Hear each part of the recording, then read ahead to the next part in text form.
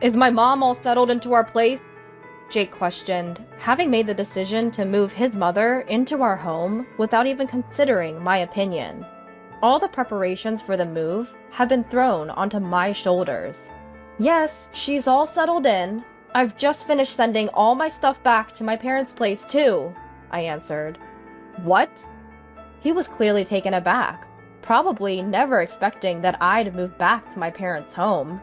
After the initial surprise, a snide laugh escaped his nose as he looked down on me. What are you talking about, Ashley? You can't possibly live on your own. Little did Jake know about my determination, how much I've been earning on my own lately. You, spending all day staring at a screen on your phone or computer? You can't possibly manage on your own, Jake sneered. Well, I'd just have to show him, wouldn't I? There's no way I'm turning to him for help anymore. I'll prove that I can survive on my own. My name is Ashley, and I'm 46 years old. I've been married for about 20 years.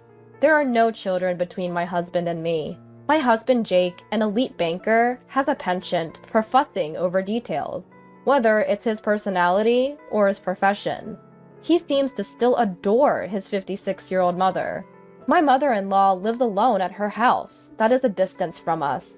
My father-in-law passed away 3 years ago. As an only child, Jake has been repeatedly urged by his mother to show her a grandchild soon. However, there was a reason why we couldn't fulfill her wish. The reason is quite simple. Jake said he didn't want a child, even though he always plays the dutiful son to his mother and says, "Yeah, we should have a child soon." Whenever the subject of children comes up, when it's just the two of us, he changes tone, saying, "I said that in front of Mom, but having children is just a hassle. Well, I don't need that." So here we are at our age, childless. If we decided to have a child now, it would be a high-risk pregnancy. The risks are obvious. So, at some point, we just gave up on having children. Plus, I think somewhere deep down, I didn't want a child with Jake.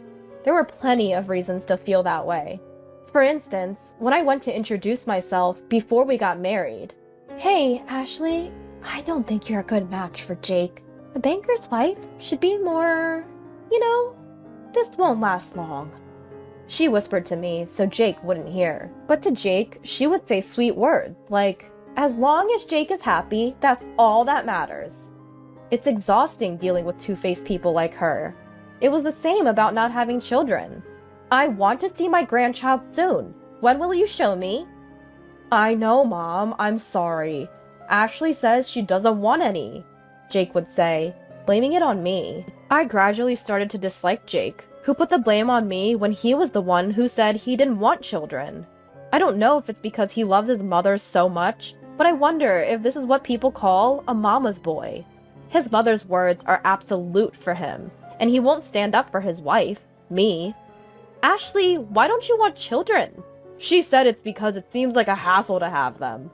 Well, you're such a cold person. Jake, are you sure you want to be with this woman? It's fine. If I weren't here, Ashley couldn't survive. It can't be helped.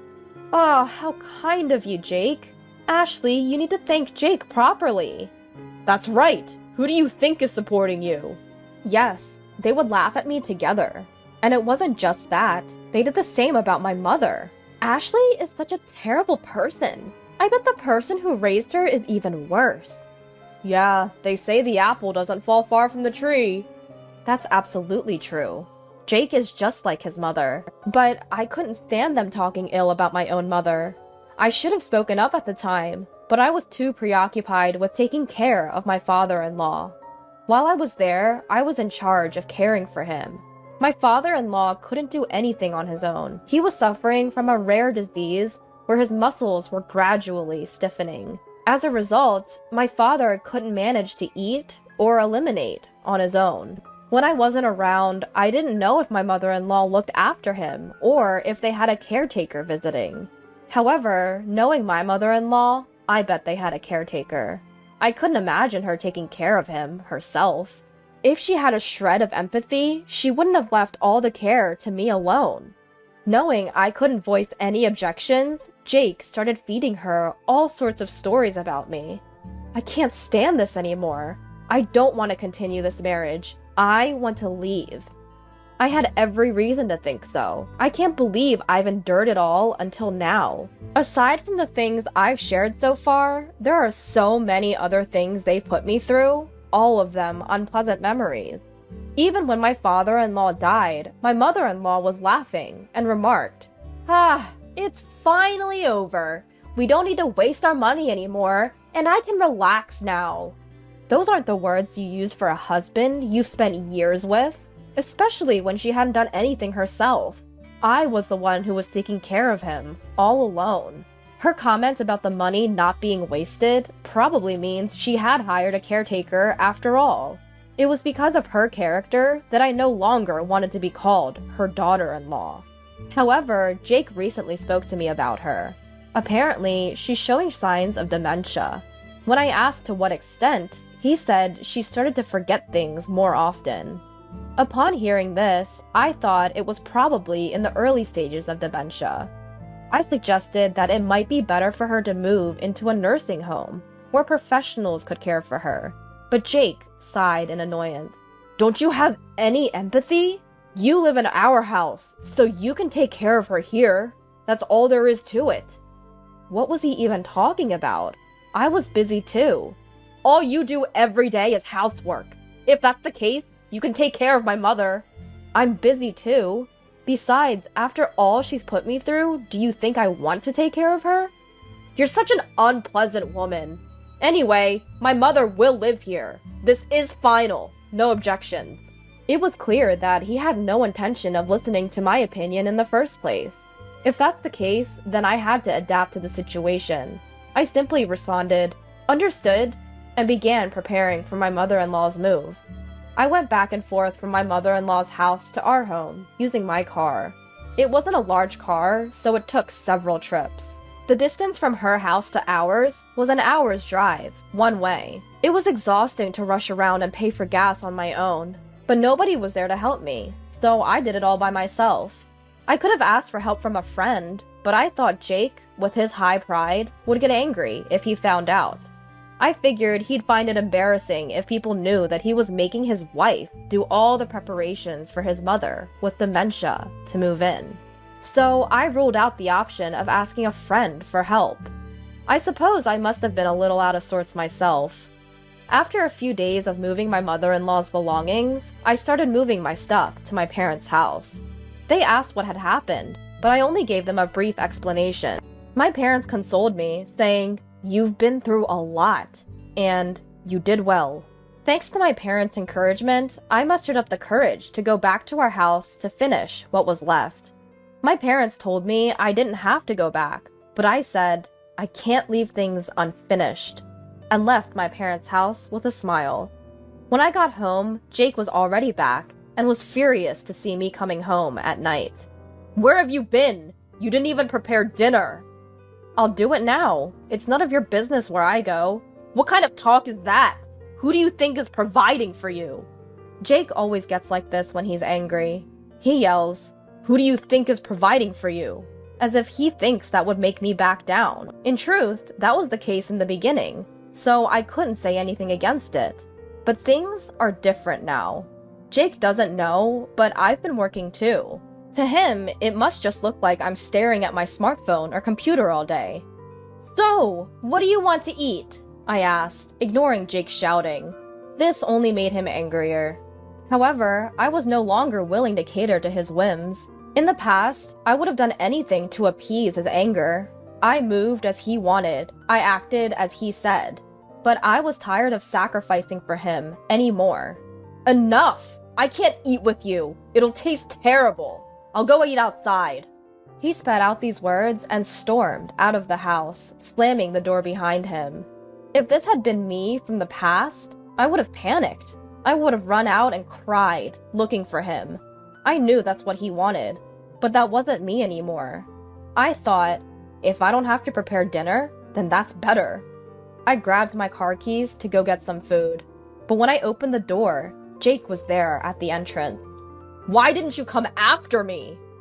I sighed deeply, tired of his antics. You were the one who said that a meal with me would be distasteful. That's why I didn't come after you. I explained, frowning, as if to ask, don't you understand? He blurted out some incomprehensible nonsense about how I would usually chase after him.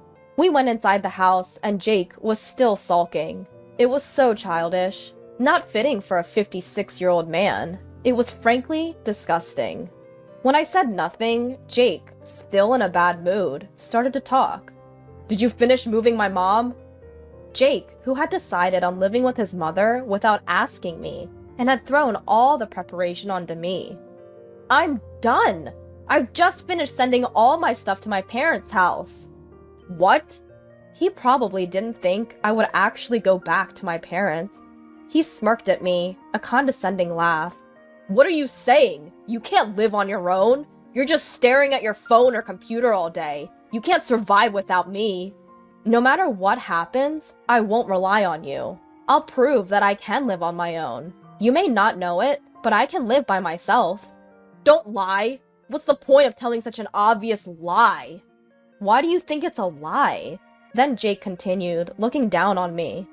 Listen, you've only been able to live because of me. If I'm not around, you can't survive a single day because you can't earn money. I wondered why he thought I couldn't earn money, but I didn't touch on it and said, even if I explain it here, you won't believe me, but I'll go back to my parents' house anyway. If you're going back to your parents' house, we should divorce. Don't cry and come back later. Do whatever you want. I can see you regretting your divorce in less than 3 days and coming back crying. Fine, that's okay. I've prepared the divorce papers. Please sign here. As Jake signed, sneering with an arrogant smile, I glared at him, grabbed the divorce papers, got in the car, and headed back to my parents' house. Jake seemed surprised that I actually went back to my parents' house. He called me a few times, but I decided to ignore it. However, after about 2 days of silence, since I got back home, the phone calls from Jake started again. I initially did not answer, thinking he might be abusive. But then a voicemail from Jake came in. I decided to listen to it. Ashley, are you angry?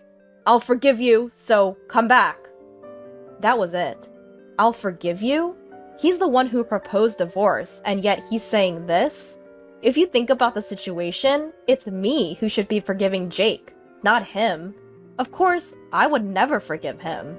As this unforgiving feeling bubbled up inside me, I decided to answer the next call. However, contrary to this resolution, I didn't hear from Jake for a while. I thought he had given up, but then the phone rang. It was 2 weeks after the day of that voicemail message. Hello? Ashley? When I answered the phone, Jake was sobbing. Wondering why a grown man was crying, I remained silent. Then, from behind him, I heard a weird scream. At the same time, Jake yelled, "Stop it, Mom!" From this, I could easily imagine that her dementia situation had escalated beyond Jake's control. Ashley, it was my fault. Please come back. I don't know what you're talking about. I left. That's why you can come back. I don't want to come back. Please, I can't handle my dementia-stricken mother and work at the same time. You must be in trouble without my money. I'm not in trouble, and I absolutely don't want to. We're a couple, right? Couples help each other. Yes, they do, but we are strangers now. What are you talking about? I'm in such trouble. But when I was miserable, you didn't help me, did you? You were laughing with your mom. Okay, got it. I'll pay. How much do you want? If you look after my mom, I'll pay. You'll come then, right? What do you think I am? Besides, I earn more than you, Jake. What? There was a reason why I had never told him. Jake was the type of person who disapproved of me working. It was when I mentioned that I wanted to do a part-time job. Women should only do housework at home. It's shameful to work outside.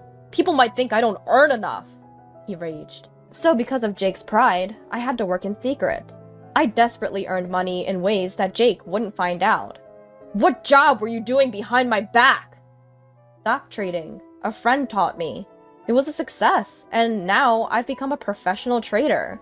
So don't worry, I can live on my own. Please come back! Why don't you take care of your beloved mother yourself? Besides, you're the one who suggested divorce. You actually filed for divorce? You thought I wouldn't? I went to file it right away. If you have something to say, please do it through a lawyer. At my cold words, Jake kept repeating, I didn't really mean to divorce. Please come back. I said I was busy and hung up, then contacted a friend to introduce me to a lawyer. He agreed to represent me right away, and from then on, all communication was done through the lawyer. It took a bit of time, but I managed to finalize the divorce. And this is what I heard from the lawyer.